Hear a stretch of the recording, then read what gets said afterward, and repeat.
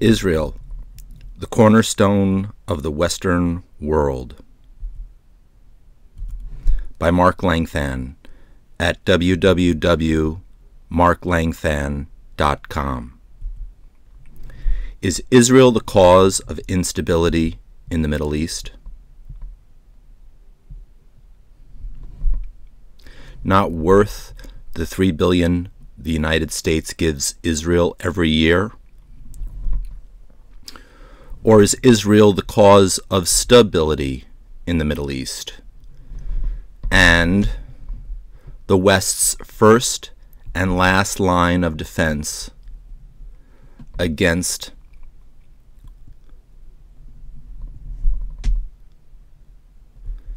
an Iranian Islamic tidal wave which would smash into southern Europe? And hence, Israel would be worth every last red cent. Watch my maps and then decide. This is a simple country population map of the Middle East. In the upper left-hand corner is my personal dividing line between the West Greek versus the East Islamic, the blue seam line. Greece is just left of or west of the blue seam line.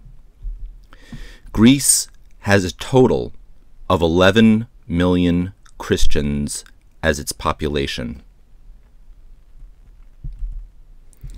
11 million Christians.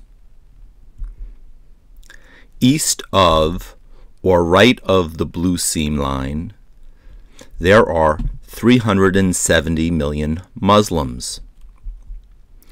370 million Muslims. This 370 million Muslim population number excludes the 660 million Muslims in Pakistan, Nigeria, Indonesia, and India. Israel is the only non-Muslim bulwark country in between the 11 million Christian Greeks in Greece to the west and the 370 million Muslims who control 65% of the world's oil reserves.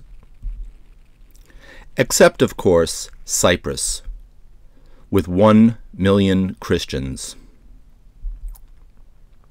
And Cyprus doesn't have an army or navy to speak of. And to boot, Cyprus isn't even a NATO country. As if being a NATO country means anything anymore. Now, people who claim Israel is the cause of Middle East instability don't just claim that Israel was the core of instability since 1967.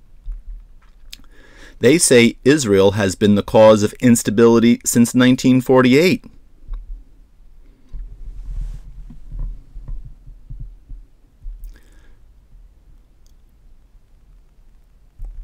Which is just polite Jew-hating, Israel-hating code for no Israel at all.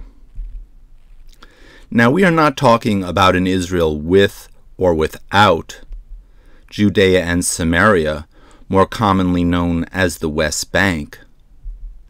No, understand this, they are talking about no Israel at all. So, let's make the Israel haters' dream come true in theory. Let's, in theory, excise Israel from the Eastern Mediterranean strategic balance. That is, if you call 11 million Greeks versus 370 million Muslims balance. For starters, This means the 1 million people of Cyprus don't have the Israeli army and the Israeli Air Force to protect it and to share the tens of billions of dollars of natural gas in the Levant Basin that lays between Israel and Cyprus.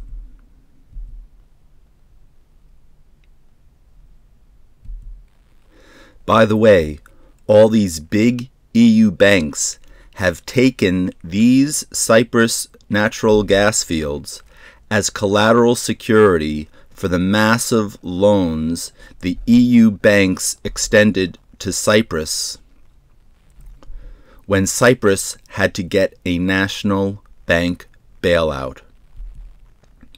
So all these big EU bank Cyprus loans will go up in flames the second Israel is harmed, God forbid. Now remember, Cyprus is not a NATO-protected country. So Turkey, with 74 million people to the north, already occupies Cyprus's north. And Egypt, with its 83 million people to the south, needs the gas for itself. Turkey and Egypt together have standing armies larger than the entire population of Cyprus. In short, Turkey and Egypt would crush Cyprus. Next up on the Muslim-Iranian hit parade list, Greece. You see, Iran has a little score to settle with Greece. Dating back to 331 BCE, when Alexander the Great defeated the Persians at the Battle of Gaugamela.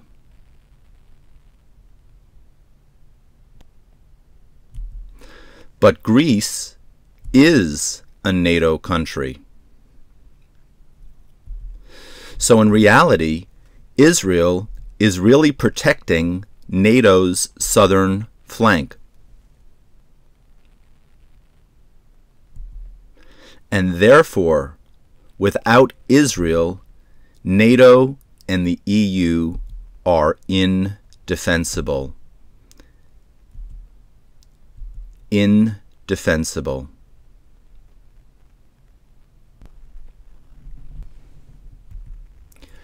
And Congress would have to budget an extra $70 to $100 billion each year in the U.S. defense budget in years 2 through 10 to fund a U.S. defense of the core NATO country called Greece against a 370 million strong nuclear-armed Iranian Muslim attack. So the whole question really boils down to a simple choice. Would you rather have 7 million resourceful Israelis deal with the 1.6 million Palestinians in the West Bank as best as the Israelis reasonably see fit? Or would you rather have 370 million Muslim Iranians deal with the 11 million Greeks as the 370 million Muslim Iranians will see fit? And also have U.S. troops dying to defend Greece against a 370 million strong nuclear-armed Iranian Muslim attack. Oh, and I almost forgot, how about Russia? With only about 142 million Christians. In a future 2020, with Israel excised from the Middle East, immediately to Russia's south in 2020, Russia would face a 370 million strong Iranian Muslim nuclear superpower, with 65% of the world's oil and gas reserves. That Russia just first happened to arm with nuclear weapons because in 2015 Russia had armed Iran with the exact nuclear weapons that Russia now faces from its entire southeast. So, the cold hard reality is that Israel is protecting all of NATO, Western Europe, America, and Russia from an Iranian Muslim nuclear-armed colossus.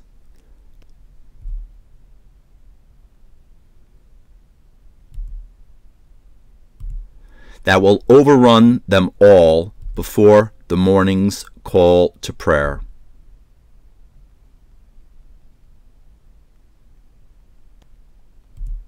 Therefore, Israel is NATO's, the US's, the EU's, and Russia's first and last line of defense against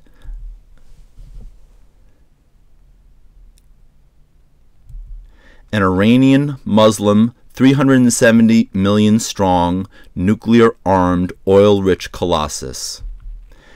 In conclusion, a safe and secure Israel is not the cause of world instability and conflict, but the cornerstone of world peace and security. Israel is the very cornerstone of world peace, security, and it is a light of democracy and of freedom unto the nations. Thank you for your attention.